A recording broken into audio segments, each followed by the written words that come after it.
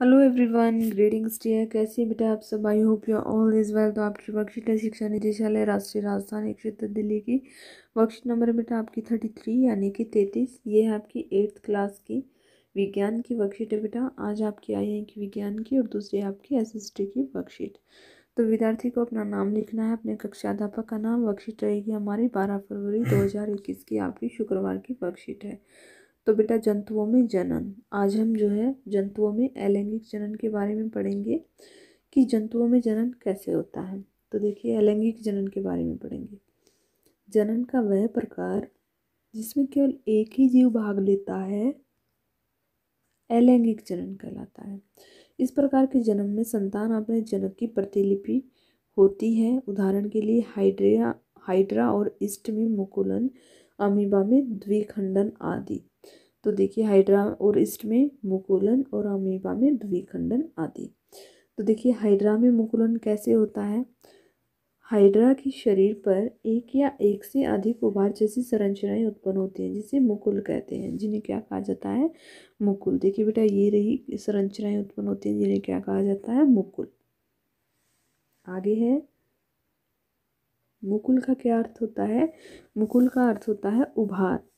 ये मुकुल उभार धीरे धीरे विकसित होते हैं। विकसित होकर यह मुकुल मात्र जीव से अलग हो जाते हैं। इस प्रकार एक नया जीव यानी कि हाइड्रा बन जाता है। देखिए जनक हाइड्रा, विकसित होता मुकुल, मुकुल और उसके बाद जो है नया हाइड्रा। ठीक है। ईस्ट जैसे जीवों में यह उभार मुकुल जनक जीव कोशिका से जुड़े रहते हैं। हाइड्रा में मुकुल से नया जीव विकसित होता है, इसलिए इस प्रकार के अलैंगिक जनन को मुकुलन भी कहते हैं। आगे देखिए अमीबा में द्विखंडन। ये देखिए अमीबा का चित्र दिया गया है, इसमें द्विखंडन। अमीबा एक कोशिकीय जीव है जिसमें अलैंगिक जनन की क्रिया केंद्रक के दो केंद्रकों में विभाजित होने से शुरू होती है। इसके बाद अमीबा कोशिका भी दो भागों यानी कि कोशिकाओं में बढ़ जाती है, जिसके हर भाग में एक केंद्रक होता है। अंत में एक अमीबा यानी कि जनक दो संतति अमीबा बनते हैं। ऐसा जनन जिसमें एक जीव विभाजित होकर दूसरे जीव उत्पन्न करता है द्विखंडन कहलाता है। ठीक है। आगे देखिए ये अमीबा का चित्र है बेटा। देखिए अमीबा जनक, केंद्रक विभाजन, अमीबा विभाजन। देखिए यहाँ पर अमीबा का दो भागों में विभाजित हो गया और यहाँ पर संतति अमीबा ये बिल्कुल ही अलग हो गए। आगे बेटा वर्कशीट के बेस पर दिए हैं प्रश्नोत्तर। सबसे पहला मुकुलन और द्विखंडन को परिभाषित कीजिए। तो देखिए सबसे पहले हम जो है मुकुलन को परिभाषित करेंगे। ये रहा हमारा, ये रहा हाइड्रा में मुकुल से नया जीव विकसित होता है, इसलिए इस प्रकार के अलैंगिक जनों को मुकुलन कहते हैं। ठीक है बेटा। क्वेश्चन नंबर 1 में हम ये लिखेंगे, उसके बाद नीचे क्या लिखेंगे देखिए। नीचे अब हम जो है द्विखंडन, द्विखंडन के बारे में पढ़ेंगे कि ऐसा जनन जिसमें एक जीव विभाजित होकर दो जीव उत्पन्न करता है वो द्विखंडन कहलाता है। तो हमने जो है ऊपर लिखा था वो भी और ये भी, ये दोनों ही प्रश्न नंबर 1 के उत्तर होंगे। आगे देखिए बेटा ऐसे जीवों के उदाहरण दें जहाँ मुकुलन और द्विखंडन को देखा जा सकता है। तो देखिए यहाँ पर ऐसे दो जीव कौन से हैं बेटा? एक तो है हमारा हाइड्रा और दूसरा क्या है? ईस्ट। देखिए ये रहा हाइड्रा, हम लिखेंगे बेटा हाइड्रा और ईस्ट में मुकुलन को देखा जा सकता है। मुकुलन ही पूछा है बेटा, मुकुलन और द्विखंडन को देखा जा सकता है। तो हम यहाँ पर लिखेंगे कि जो है मुकुलन किस में देखा जाता है? मुकुलन जो है हाइड्रा में, और अमीबा में क्या देखा जाता है बेटा? द्विखंडन। तो यहाँ पर बेटा हम इसके आंसर में लिखेंगे कि द्विखंडन किस में देखा जाता है? द्विखंडन देखा जाता है अमीबा में, अमीबा में। और जो है मुकुलन किस में? हाइड्रा या ईस्ट में। हम हाइड्रा लिखेंगे या ईस्ट भी लिख सकते हो आप। ठीक है। ये हो गया बेटा आपके क्वेश्चन नंबर 2 का आंसर। इसके बाद अलैंगिक जनन में नए जीवों को जनक जीव की प्रतिलिपि क्यों कहा जाता है? तो क्यों कहा जाता है बेटा नए जीव की प्रतिलिपि क्यों कहा जाता है? तो करते हैं इसका आंसर। अलैंगिक जनन में नए जीव को हम यहाँ पर देखिए करेंगे कि जो है अलैंगिक जनन में देखिए हम यहाँ पर लिखेंगे अलैंगिक जनन में,